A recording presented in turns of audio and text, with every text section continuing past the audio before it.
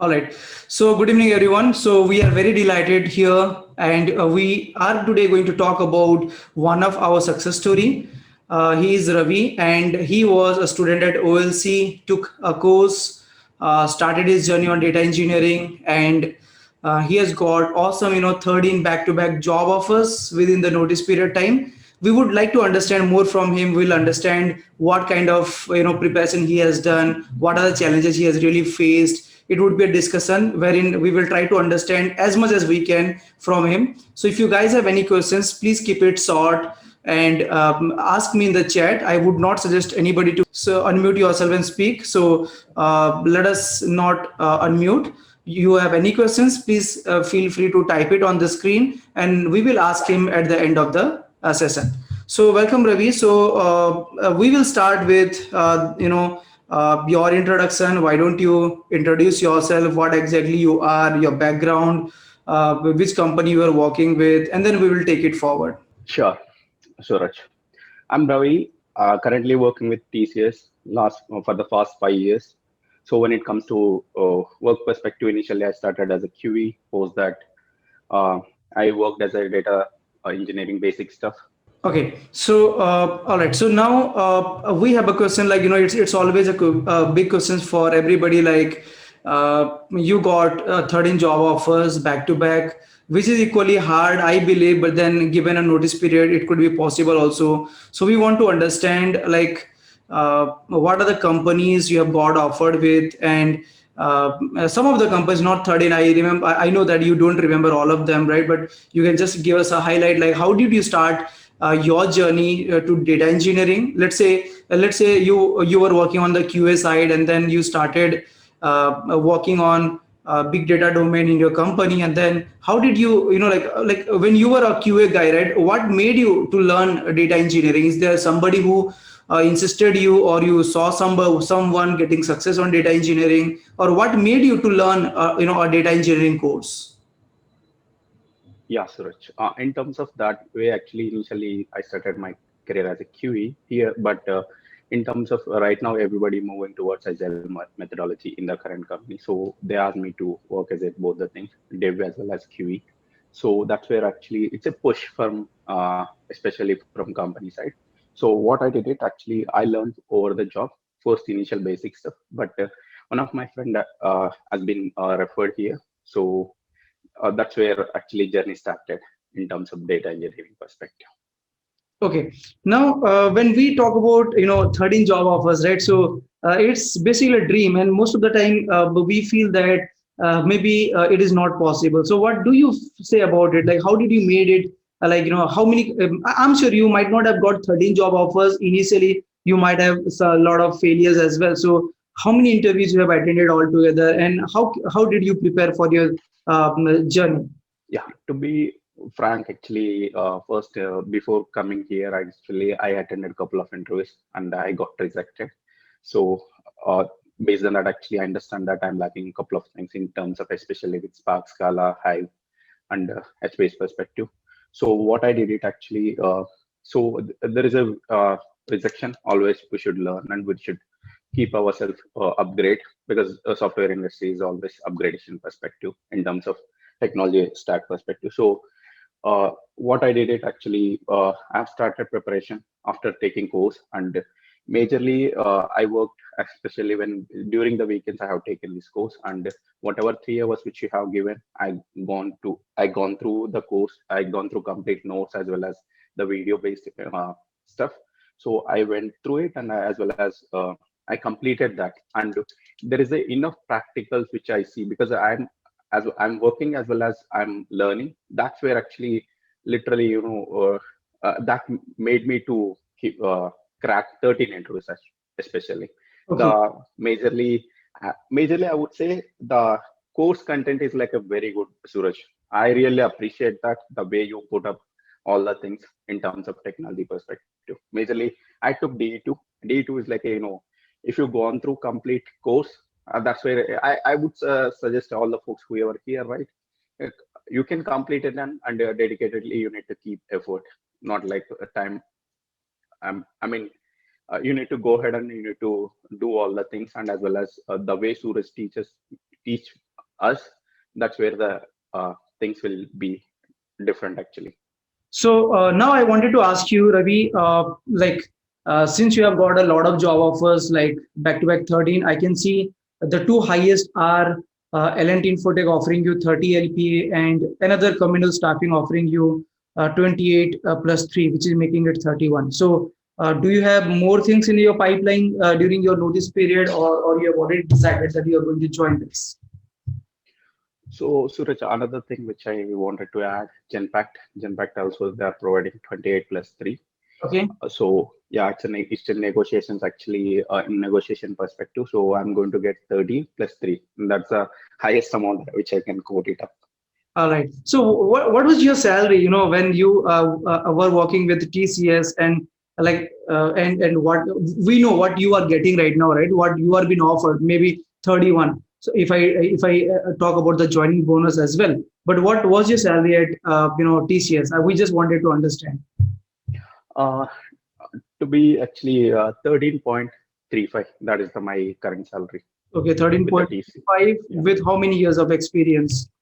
5 plus years. 5 years. Okay. So you were still maintaining somewhere around 5 into say 2.5, and now it is almost 6 times your experience, right? So that's really a very good achievement, I believe. Okay. Now, I wanted to understand, since you said that you came to know about OLC from your friend, right? And then have you what are the courses you have actually done from OLC? Is that only DE2 or DE1 both? Because we now provide a flavor of DE1 and DE2. There is actually DE2 have taken, but before that actually crash course is there for DE1 actually that I have taken, Okay. and so both the things I have completed, Suraj, from OLC Okay. point of. So now we have a common question from most of us that MapReduce is not required, or Java is not required, or only Python. So what is your take? Like all these interviews, whatever you have attended, like how many interviews were there on Python, or maybe it was completely a Scala Spark based interviews? I have taken actually Spark Scala interviews actually completely. I have even my resume says that actually it's a completely Spark and Scala expertise. So that's where all the opportunities, whatever I got it with the Spark and Scala. So when it comes to programming perspective, right? So majorly I focused on Scala with Spark as well as Hive. These are the three things is like a core part actually in terms of day-to-day work, as well as even companies are looking for this particular tech stack actually. Okay. Now, how much Java do you think is required? Because we always have a question like, maybe we can do, because we know that, people are also working on, uh, Python and PySpark, right? And there are requirements also on Python and PySpark. I will not deny that we do not have a requirement, but how much do you think one should learn Java, so that he can make a good career in data engineering? So in terms of interviews perspective, right? I would say I never get an of thing in terms of Java perspective. Majorly, they focused on Scala with Spark and Hive. Okay, if you are good at three things, okay, I would say it's kind of you are easily go through the interview process. Okay, so you mean if we talk about the whole data engineering stack, so the most important would be Scala, Spark, and Hive. Like you want That to, is, these are the top yeah, three which you must learn. Is it? yeah, that is the core part actually, complete core part. But other than that, even I have mentioned HBase as well as OZ, as well as Scoop perspective. These are the additional things other than this, and majorly is Unix shell scripting also, which is required in terms of day-to-day activities in terms of data engineering perspective. Okay, okay. And let's say you have been preparing on this. You have gone through a lot of interviews. We want to understand like how much you feel practicals. Like do you like how many in how many companies? Let's say 70 to 80% or 60%. The interviewer have focus mainly on problem solving skills, or maybe other theory questions. So if I ask you to classify how much theory is required, how much practical use cases are required, so what is your take on it? 60 plus 40. theoretical part they'll ask 60, and practical part in terms of scenario based, and as well as the SQL queries, as well as scenario based Spark code, as well as Scala code they are going to ask. So majorly 60% they will ask based on service or prod based company. They based on that they are going to ask these particular things. So when it comes to service based, right, they majorly go with 60% in terms of theoretical part, 40% they are going to give coding part. Coding part in terms of, again, there are three things which is part of it. One is Hive part, another is Scala part, another is Spark part. Okay. So when you were working on TCS as a data engineer, right? So what were the big data technologies you were using? So initially I worked with majorly Hive as well as self-scripting. That is I'm QA background, so they haven't given directly on all the things in terms of Spark and Scala. So initially I started with Hive and as well as self-scripting. Majorly I did it, it's kind of automation stuff which is required in day-to-day activities. Majorly the project is which given in terms of you need to automate a lot of things. So I never had a chance completely working with Spark and Scala.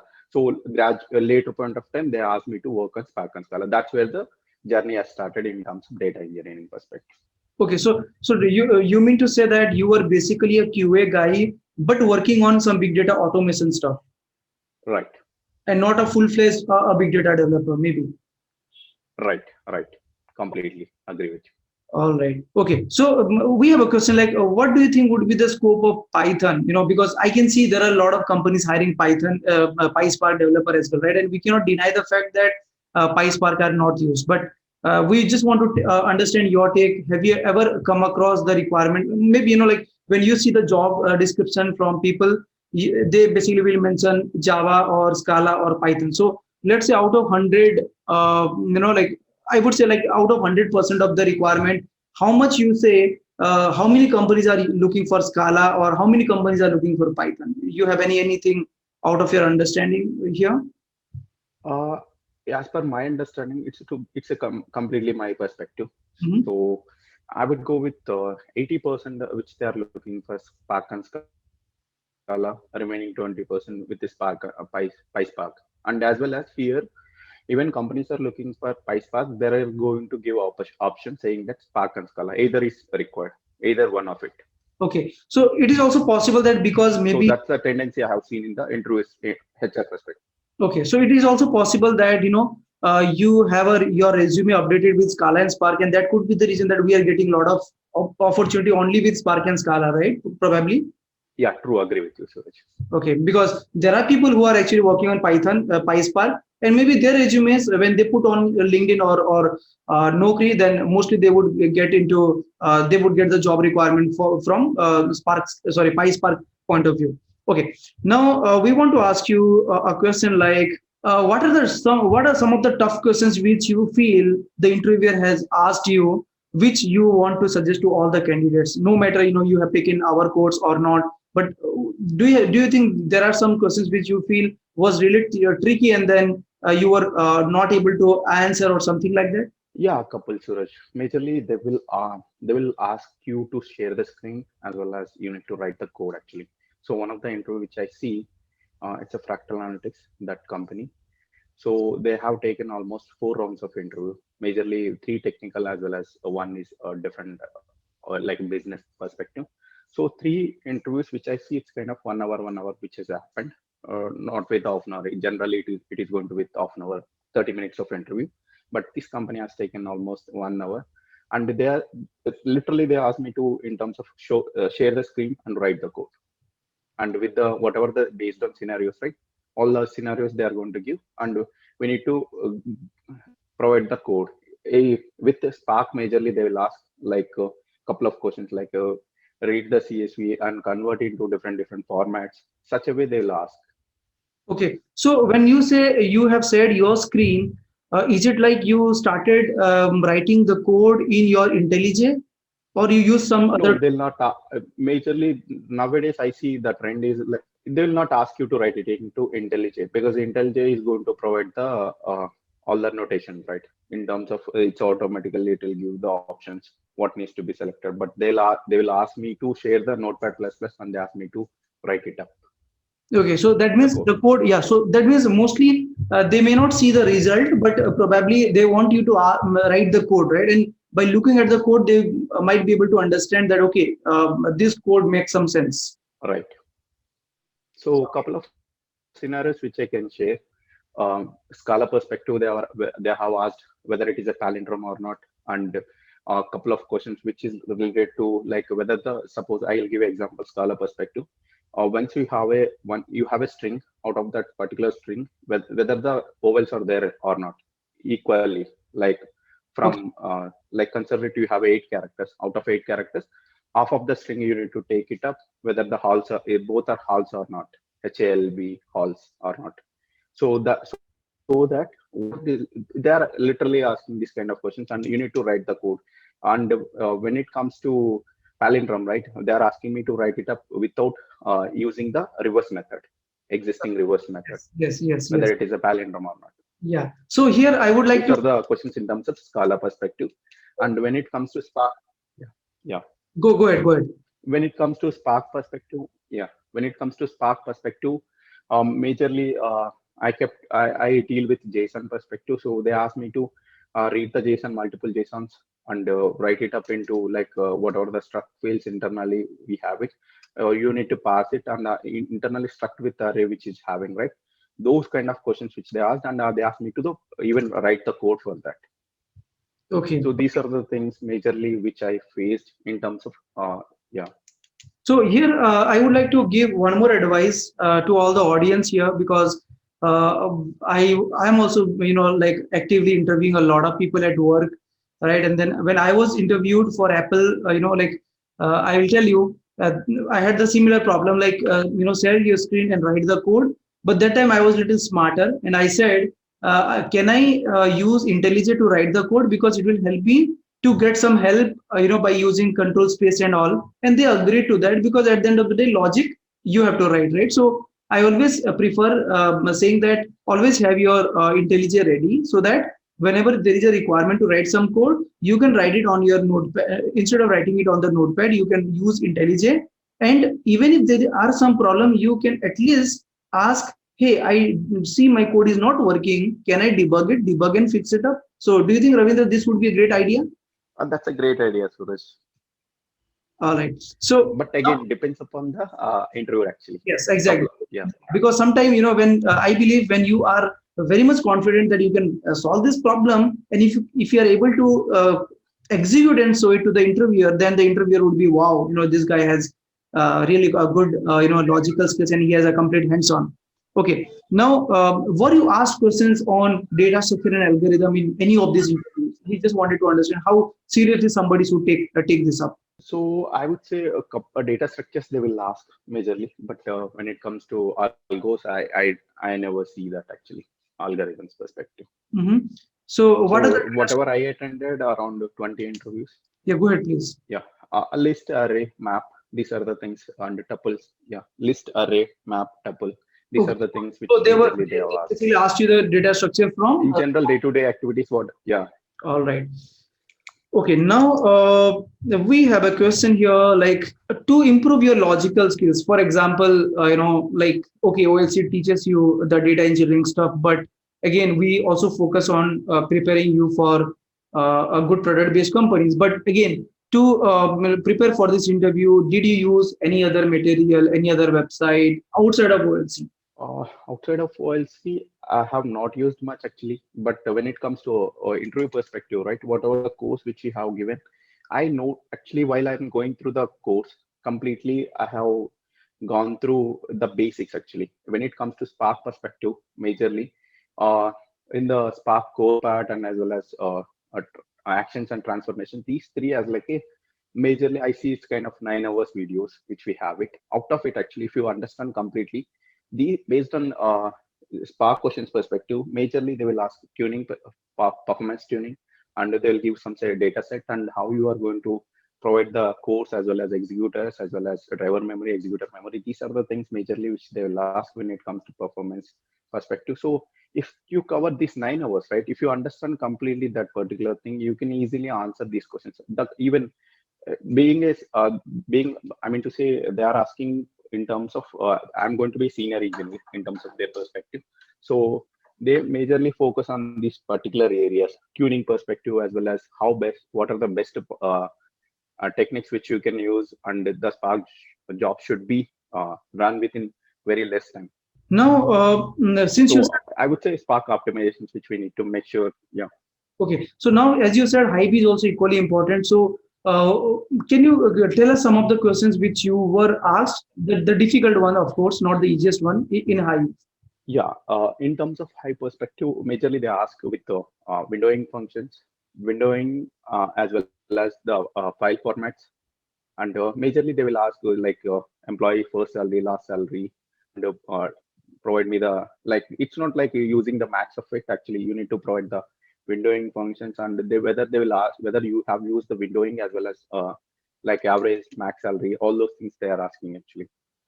So Okay. that, those are the things, and as well as other than this, actually, in terms of like complex operations which we have it, like you need to get the list of particular columns, and pivoting and pivoting and lateral view explode. These are the things even they are concentrating in terms of high perspective.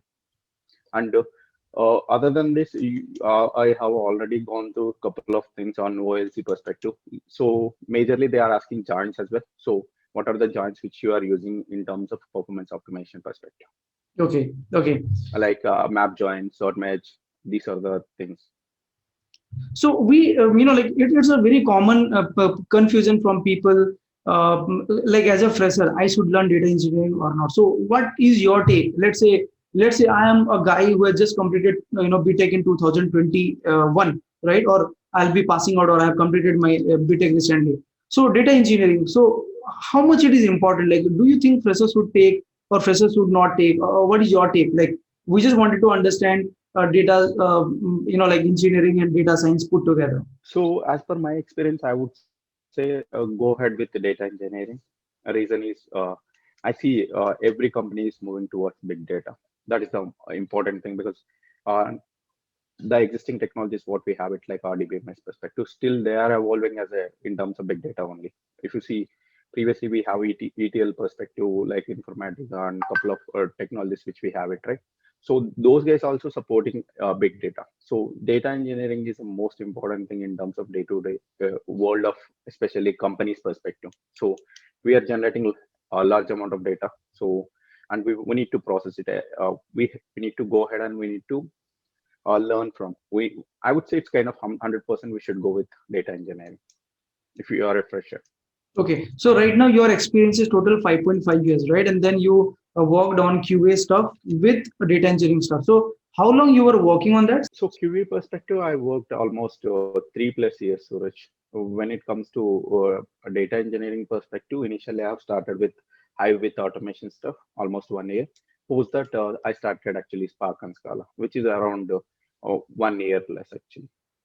Okay, okay. And yeah, so how about how important is the cloud, right? So say all these interviews, whatever you have faced, because we understand that we see that people are talking about cloud every now and then, right? And then even we have introduced that in our D2 program, AWS. So what is your take? How many companies were actually focusing on cloud? Or let's say, what is important from your point of view? Let's say data solving skills or the cloud, or combination of both are really required. So whatever I attended, around 20 companies actually. So a couple of companies which they majorly they are looking for AWS and GCP or Azure perspective. So other than that, actually, the companies are hiring couple of even whatever I got offers, right? So out of it, actually, they're asking cloud, but that's not a mandatory skill, which I would say. So majorly, if you are good at Spark, Scala, Hive, HBase, shell scripting, so eventually you can learn on the job. That's what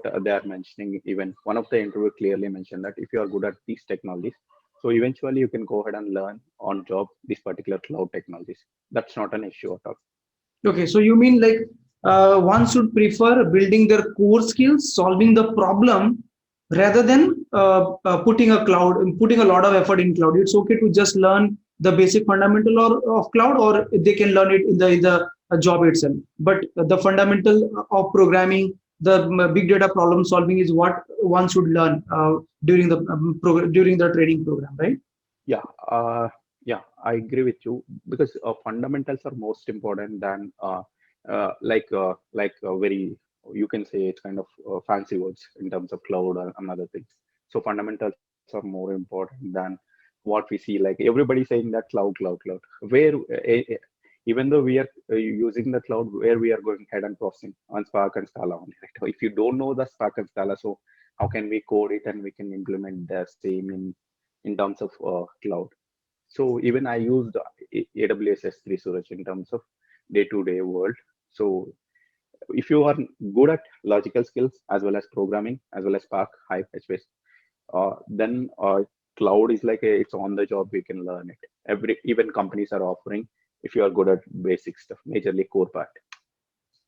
Okay, so now what is the what are some of the things you really liked about OLC? So I really especially first thing is your teaching, the way you teach, as well as the content, the way you keep. Majorly, I see important points like unnecessary because the focus is more important on important things instead of keeping a lot of bunch of notes. So you are keeping short and precise as well as that is having a lot of meaning actually if you understand it.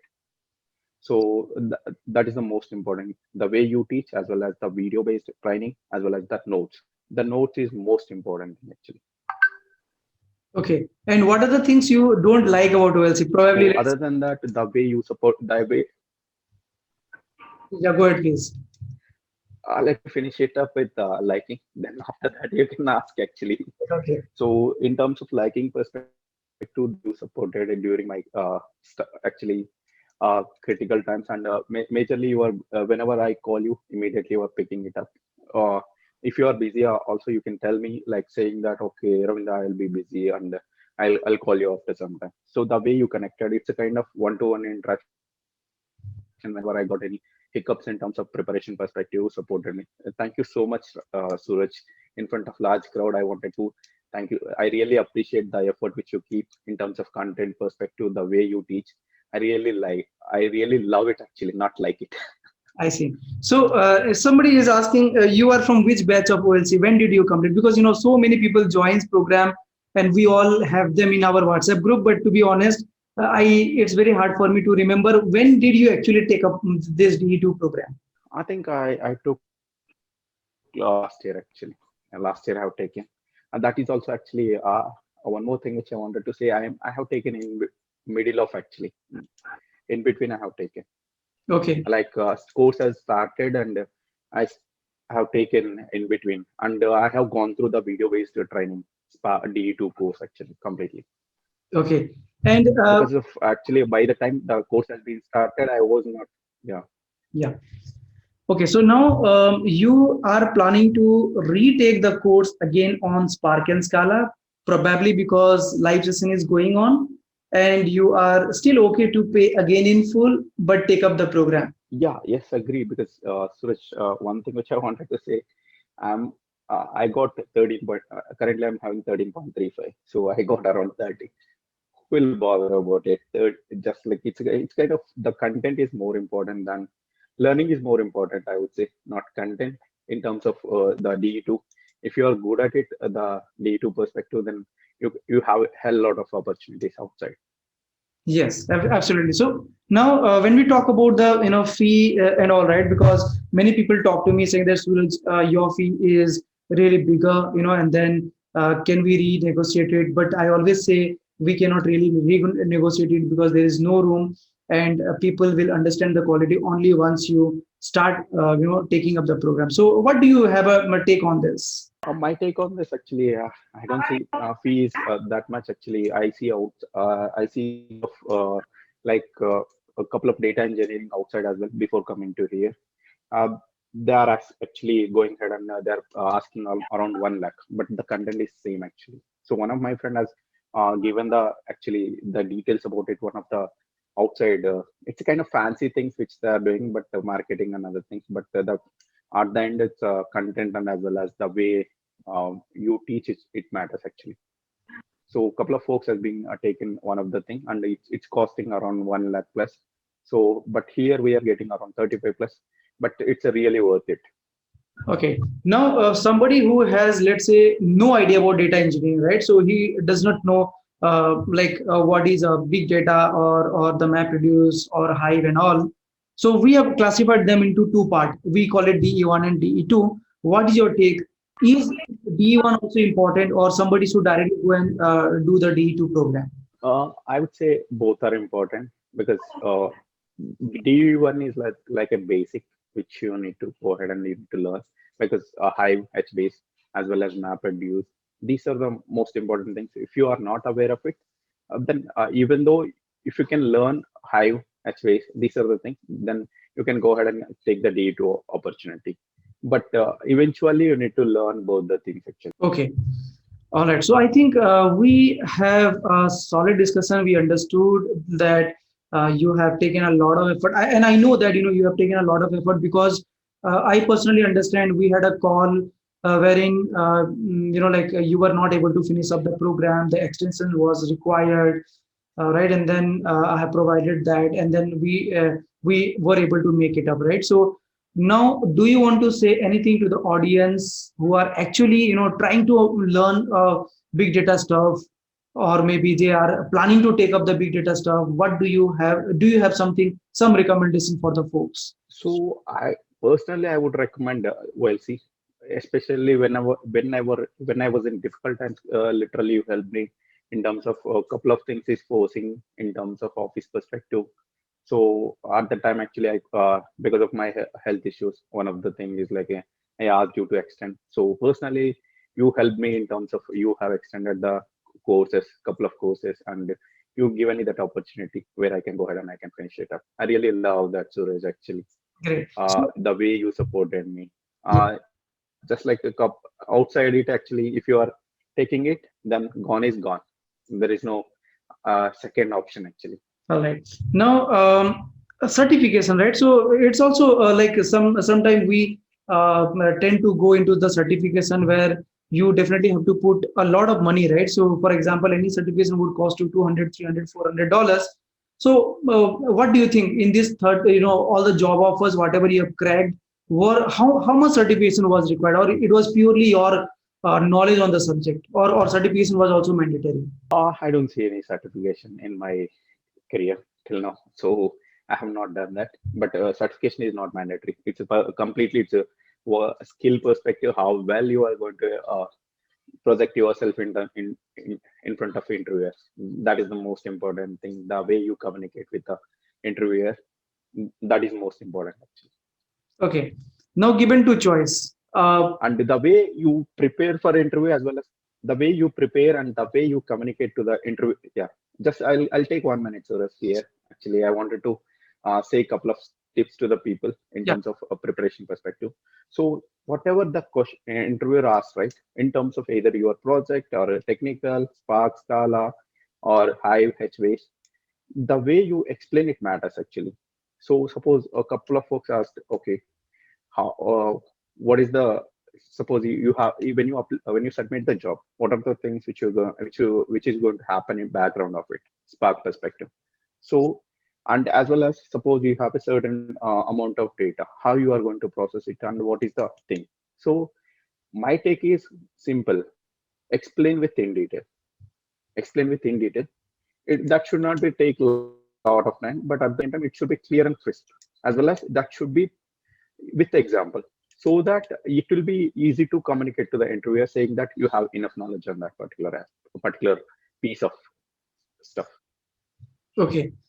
So, So yeah. one of the question which asked actually, let me yeah go let me explain one of the question actually. One of the guys asked, so interviewer, and explain me the in detail about a Spark application, like when you are submitting Spark submit in client mode, what is going to happen, and explain me with in detail. Suppose you have a 10 transformation, out of it this transformation, and how many jobs going to create, how many stages going to create, how many tasks going to create, what is the default creation of task, and these kind of questions which he has asked. So I went through it and I said, okay, this is the transformation, this is the action which you are pulling, this is the things which is part of it. So let me go with one by one. I have taken that how many based on the how many actions which we are keeping. It's based on the jobs going to create it, as well as how many wider transformation which is part of it. That based on that we are going ahead and we are creating the stages, as well as how many tasks. Again, it depends upon the core and the available resources. These are the things, right? So based on that, we are going ahead and I'm like I understand the question and I understand the granularity of question and how much depth he is requiring from me, he is expecting from me. All those things I explained. That's where actually it helped me to crack the interviews in terms of Spark, this particular big data perspective, 13 offers. Okay. Now, were there any instances where you got a wow feedback from any of the interviewer? Yeah, especially with the fractal analytics, they said, okay, we can pay you as much as we can. Actually, initially it started the HR has told a certain limit of budget. Post that actually based on my feedback, they literally taken from certain point to certain level. Actually, it's around third. Initially they have started negotiation with 20 plus. Post that they went it to around 30. Great. So, So because of completely its technical feedback and the way I explain the things in terms of in terms of architecture perspective, Spark architecture, the performance tuning, and one of the thing which the particular fractal guy has asked. Suppose I'm going to give a project. You are a lead, and explain me what are the things you are going to you are going to take care of it in that particular project. So what are the optimization techniques we are going to use it? I'm going to give a common Spark Scala Hive. So what are the things which you are going to do it? So I have given almost 30 to 40 minutes in detail of it.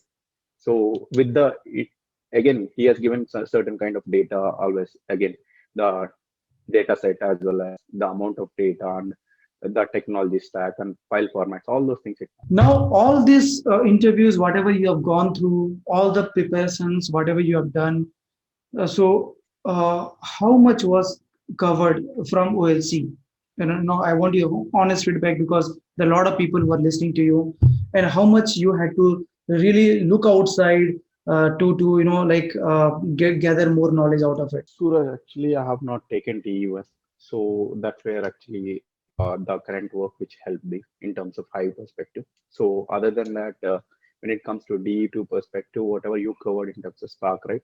So that helped me a lot. Around I can go with 80%, 80 to 90%, which helped me. Couple of things. It's like a again, it's not everything. We cannot keep it on like scenario based all those things, right? The content, whatever you are teaching, right? You need to apply in real time. That's where actually remaining 20% also, which I applied in terms of with my thinking in terms of suppose you have given 10 data, 10 GB data, how you are going to process it, how many blocks which is going to happen. You have given here, but the interviewer will ask like consider it 100 GB. Just like it's a kind of applying the things in terms of in real world. So you are giving course and content as well as the technical thing. But when it comes to getting scenario based questions, it's up to us how best we are going to apply it in terms of real time. That matters actually. Remaining 20%. Okay, so now I have a question here, or like a lot of people have a question here. Suppose I am not from a programming background, okay, and I don't know anything about programming. Let's say I'm just a QA, a manual QA guy, because I understand that you are a automation, you are on automation, right? So you knew a little bit of programming. Your story was a little different, okay. Now there are a lot of people who are simply a QA, right? They just do a manual QA stuff. How hard it is for them to get into data engineering roles? So initially, it's required a lot of effort, I would say. But when it comes to if you know programming Scala, right, whatever you are teaching, and eventually the Scala as well as Java or Python, okay, it's a syntactical sugar which is going to happen, and here and there which is modified in terms of programming perspective. The way it is aligned and the way things will be, it's a bit different. I would if you are starting with Scala and you start with the Scala and initially it will be bit tough. It's my personal experience which I see. Initially bit tough, but eventually you are going to get into it and you can understand easily, and the way you you put the content as well as you need to understand it and you need to put the effort. Not like just like the general programmers, it's easy for them to switch from Java to Scala. But from QE perspective, whoever going to learn, right? I would suggest you need to keep on effort as well as you need to understand it and you need to do practice as much as you can. That's what I can suggest. Okay. So usually, like at OLC, we have designed the program in such a way that as part of DE1, somebody who is not from a Java background, we have included the Java so that it can help them to, study Scala. So do you think this would be a correct approach rather than just directly jumping and trying to learn Scala without a Java knowledge? Java is also most important things in terms of day-to-day activities perspective. So one or other day you are going to get the Java activity, even though you are a Spark and Scala programmer. Eventually, you need to learn Java as well as you need to perform the things. Suppose one of the things which is not applying Spark and Scala, so you need to write some custom code which is available in Java. So that's where first initially you can learn Java, which is available in D2, D1, and then go ahead and learn Scala. That's the better approach and best approach, Suresh. Okay. And how did you put your resume? Like, did you say that you are actually a QA guy working on some big data automation stuff, or you have just converted your resume and claimed that you are actually a big data developer? I claimed as a big data developer. I didn't keep as a QE. So initial my uh, couple of projects which I kept it like my previous projects, all the things like QA, and post that I mentioned that all the big data projects, which is I'm working as a day-to-day activities as a developer. Okay. And how much was your, or like how much experience you have kept in as a big data developer? I kept it as 2+ years actually. Okay. 2.8 I have kept as a big data developer. All right. And how about the projects? Like, did you put the same project which OLC has given you, or maybe you have kept your own project because you were already doing some sort of automation, so you made up some story out of it? So here actually it's my current project. I kept it as a completely. It's a the where I work, right? That particular project actually I kept it. I didn't keep so OLC actually. Okay, no worries. So, do you think OLC project was equally good enough to be kept in the resume, the way we do 3 projects in our DE2 program? Yeah, that's equal. That's actually I would say it's whatever it's equivalent to in general how we see the day-to-day activities in the companies. Same way, whatever the same thing. It's equal amount of real-time experience. So, I think you did not answer one question. What is some of the things probably you did not like, or maybe you want OLC to improve? Because like everybody would have certain like limitations and advantages. Few people like a lot of stuff, but there could be always an improvement area, no matter what, right? No matter how good we do. So, do you think you have some feedback for us that OLC should have done this and it would have been really better? Because you know that our platform is still growing and we are actually trying to build every possible we are trying to bring every possible stuff. So what are the things you feel OLC should do for the new joiners? So I would go with the one of the things. Unique self-scripting also, which is most important in terms of like that also we need to include in our curriculum. So because the big data, everything which is part of it actually, uh, like Unix boxes, we never work on any Windows area. So that's where Unix self-scripting also, which is important, as well as already you have given the cloud perspective, this as well as a couple of things like Airflow, all those things you are keeping into it in D2.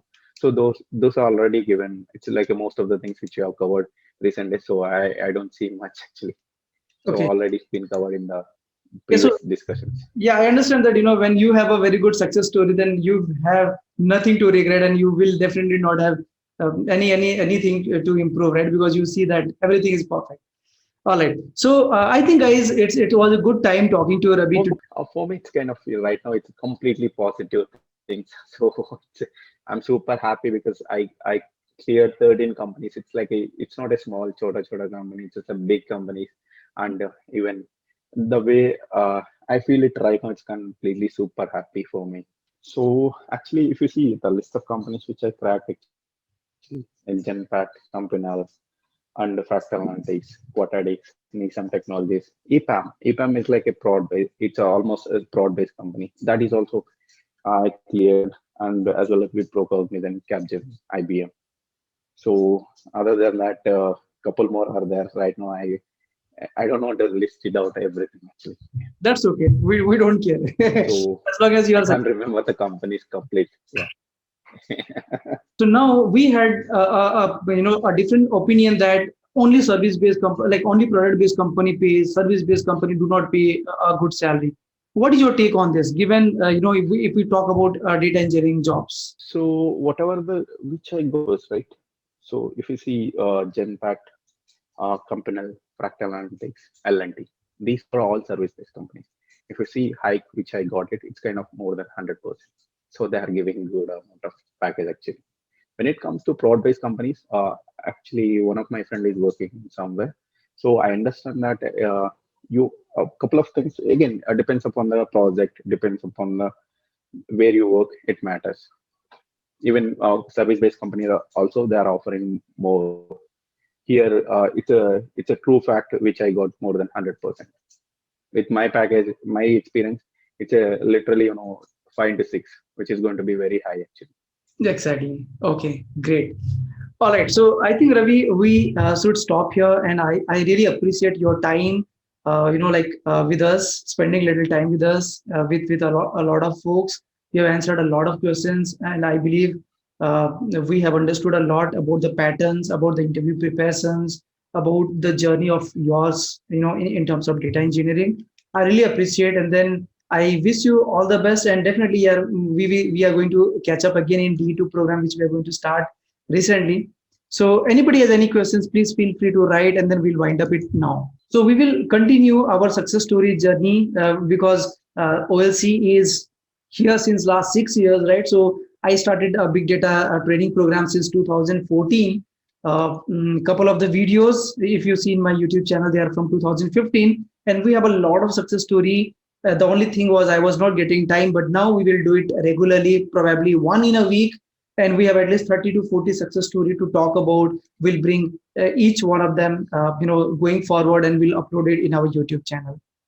Okay, so guys, you will be getting this recording in our YouTube channel. We'll be putting it up, and again I'll come back sometime next week with our next folk who has recently got an awesome job from internship to 15 LPM. Okay, so that's all guys. Thank you everyone. See you again in the next session.